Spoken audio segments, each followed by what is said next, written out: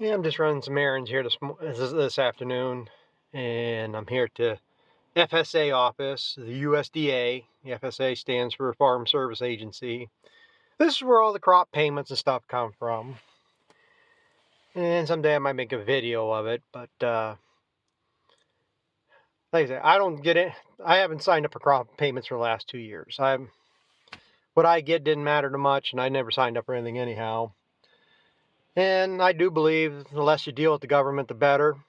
But there's stuff I can sign up for. I mean, I'm not going to discount everything because everybody needs help or gets help. I mean, these illegal immigrants are getting more help than I get. But this is what I find sad. Let's say this is 2 o'clock in the afternoon. There's only one person in the office. Minimal lights on. I don't even know if she is doing anything in there other than sitting at the desk. And now these 2 parking spaces are reserved for their services. The rest of it's actually a chiropractor I go to too, and most of the parking lots for him. The parking spot over there for that's a tax collector over there. But there's no tracks in either of these spots. So pretty much all day, nobody in farming, agriculture has come to this office. Of course, they probably could have parked in these other spots. I mean, right now the chiropractor's closed until 2. They're just getting ready to open probably for the next patients. But it's just dead here. That's how much agriculture is declining. I mean, I used to come here and there'd be 2, 3 guys waiting. You had to have an appointment. Well, you still basically got to have an appointment. They're still kind of following somewhat of COVID rules. You got to have an appointment. But like this, I mean, they called me the other day to tell me about this program. I wasn't sure what it was. I didn't sign up for it. This is for a decline in milk prices. And it's hard to explain. It's like everything else, they have these formulas that nobody can understand. But anyway, you buy up coverage in it. And to get the minimum coverage, there's a $100 administrative fee. And that gets you the minimum coverage. And then you can buy up. Now, first couple of years this was around to get the maximum coverage, which is, you would think they'd pay on the minimal loss first and then up to the maximum, but no, it's how the formulas work out. They pay at the maximum level first, and then it works its way down. And to get covered at the maximum level, for me at the time, it's based on your production, it was like $3,000 or something for the year. And so I always did have the minimum coverage because there was years they waived the administrative fee. So you can get the minimum coverage for nothing. Well, they're not waiving it this year, so I told her, no, I'm not interested in signing up for it. Because, like I say, for the amount of milk I'm shipping, and I'm already in bankruptcy, price of milk drops, it ain't going to help me save anything anyhow. So I'm better off saving my $100, because out of the 5 or 6 years that this program's been going on, I think they paid, well, there's only like 2 years they paid. The 1 year was only like 2 or 3 months, and it was minimal, like 10 cents a 100 production or whatever. The 1 year that they made decent payments, they still let you come in and sign up for it after the deadline. You came in here, you could sign up for it. They issued you the check because they were making payments on the maximum. And I mean, the check I got was like $4,000. But I had to come back in and pay the back premium, which is like $2,800 or something. So like I say, well, it was worth it in the end. I got like $1,200 out of it. But like I say, at that time, they let you come in and sign up for it after the fact. So I'm not worried about that. But there is another thing I saw in a news article here the other day. I got saved somewhere on my phone. That they're going to be making payments from back in 2020 for the COVID. They did make payments that year, but it was only like part of the year or something. Now they're going to come back and pay for the other part of the year. From the article, I understand that That's going to be something later on in the year they're going to pay out. She doesn't have no information on it anyhow. But yeah, I will be coming over to collect that. But like I say, there's gray lines and everything. I don't think the government should know our business as much as they do. I don't think we need to tell them as much as they want us to. And I don't think everybody should be taking handouts. But I'm not going to turn down handouts either. But like I say, for the crop payments, I'll have to tell that sometime why I don't get next to nothing.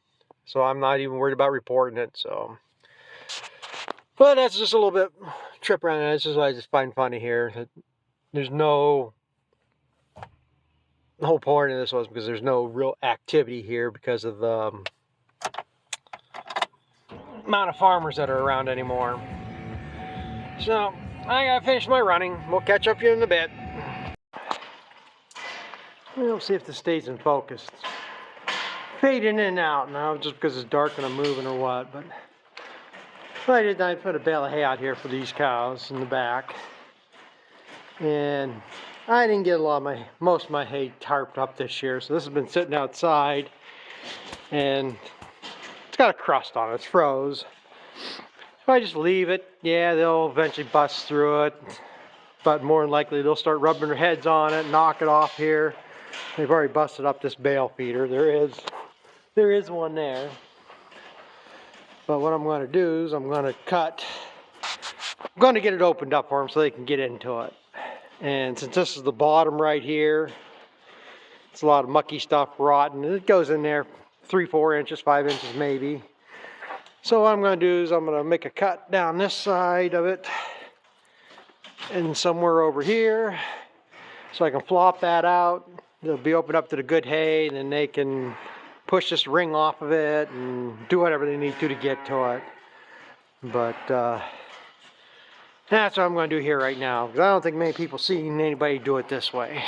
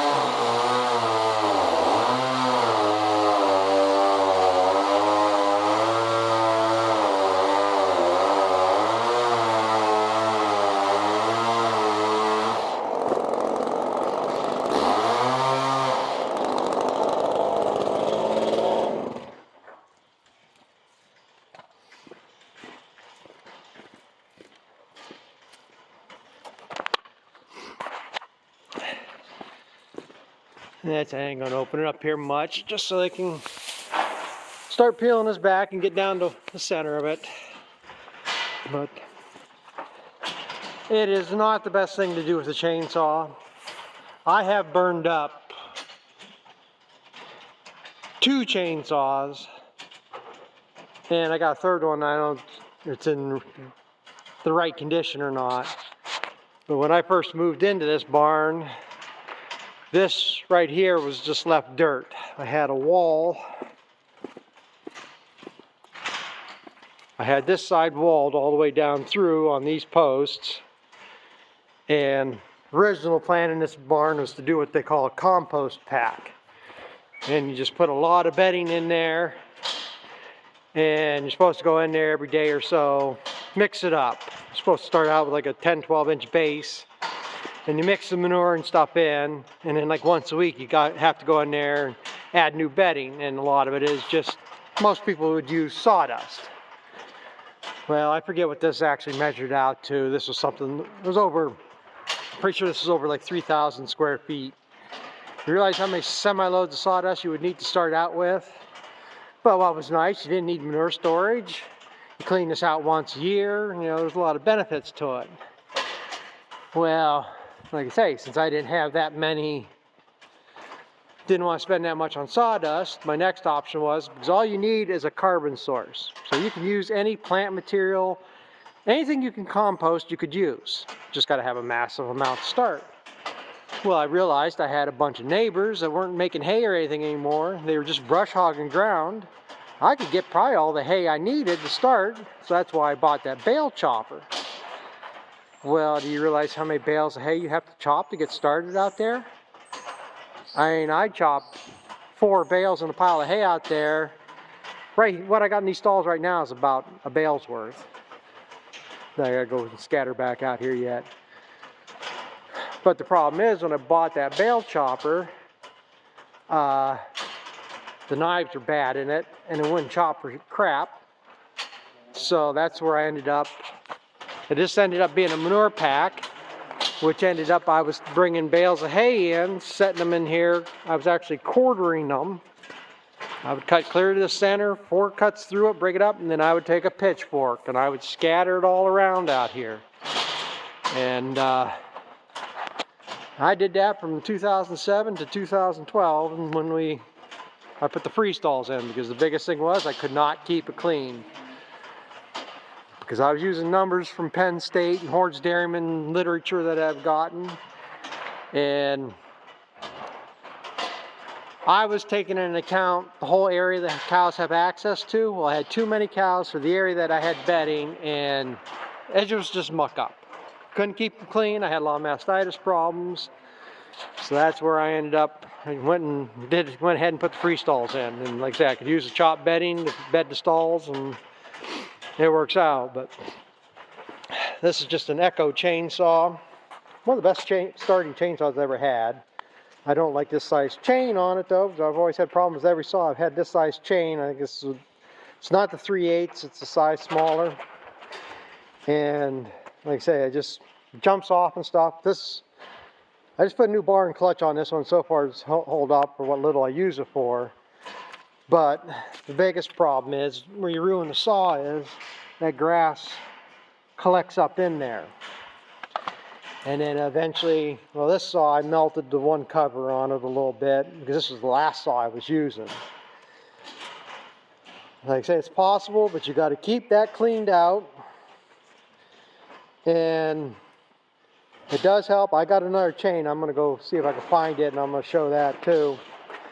But originally I was using a Homelight Super XL. They're,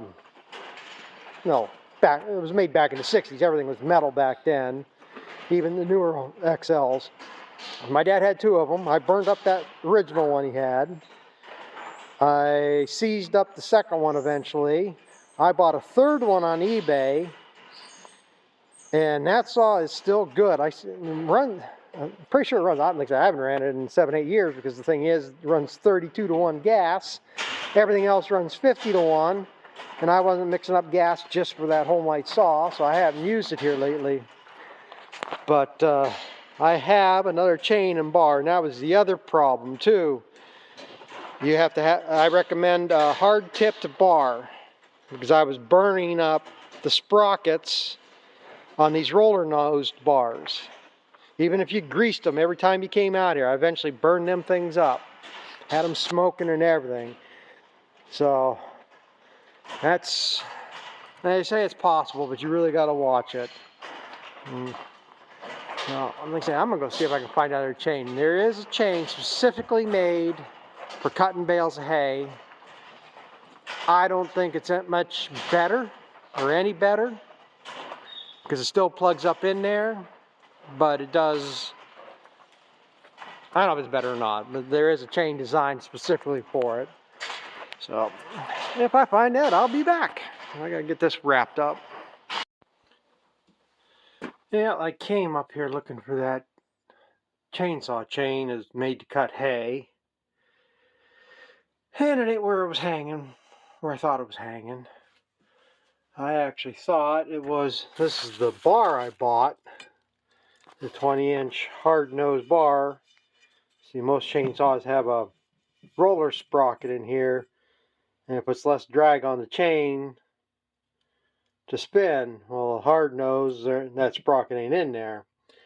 And that's one reason I bought this, because that hay will get trapped, get pulled through with the chain and build up in there. I've had them sprockets smoking before. So, well, I'll put a hard tip on there, and it did eliminate that problem.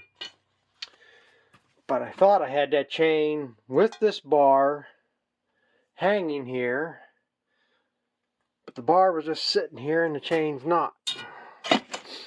These are other chains for, I know these here go to a different saw. I don't know if that looks small for 3/8 pitch chain. It does look like it's a 20-inch chain. But anyway, like I say, these work. I think the only difference between this chain and the one that was made for cutting hay, I don't know if you can see it or not, how a chainsaw has, how it's knifed over.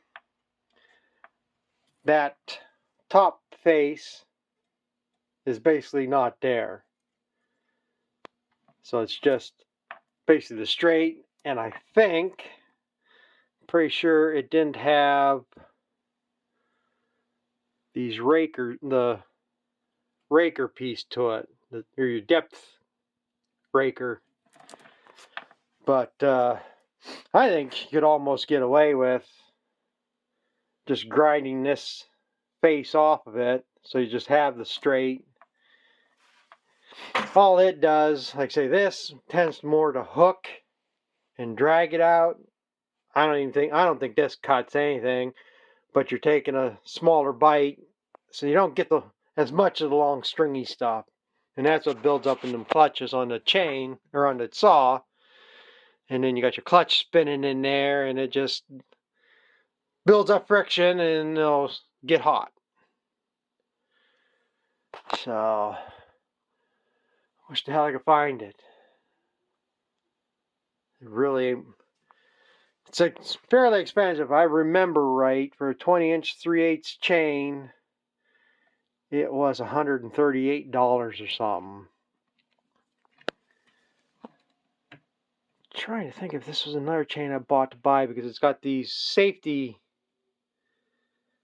This is what makes it low kickback. These safety links in here. And I know I bought another style of chain. Because like I said, you got chisel, semi-chisel. There's one. It was a really heavy hooked chain that I bought to try to use on that.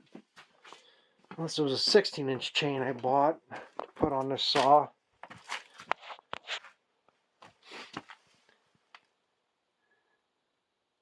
I can't tell. I mean, that's good heavy linked chain.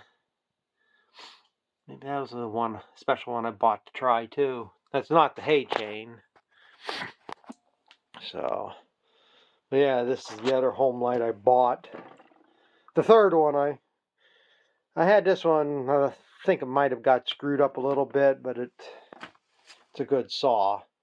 And that's the other thing that makes this, well, I say, you want a metal-bodied saw.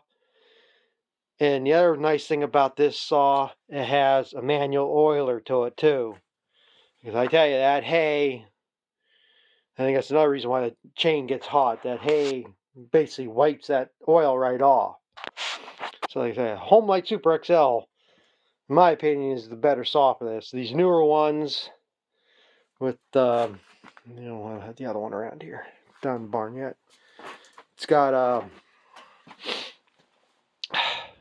with electronic ignitions and stuff, I think that's what screws them up. But yeah, I wish the hell I could find that. Like I say, it don't matter. I'm not cutting much hay anymore. I mean, I just cut that bale because it had a crust on it, and I wanted them to be able to eat it. So, I guess I'm going to wrap this one up.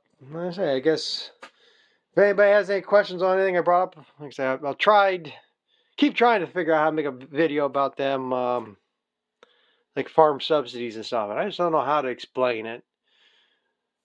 But if somebody wants to hear some of that background, you can leave a comment and I'll try to figure out something. Still, I mean, it's no surprise I can't find anything when I want it. But I don't have the OCD to worry about how green the grass is and everything. So I do like things neater, but most of the time I don't care. So this is what it ends up. Most stuff I know where it's at. It works. So I'm going to cut this off here. So thanks for watching. We'll catch up with you later.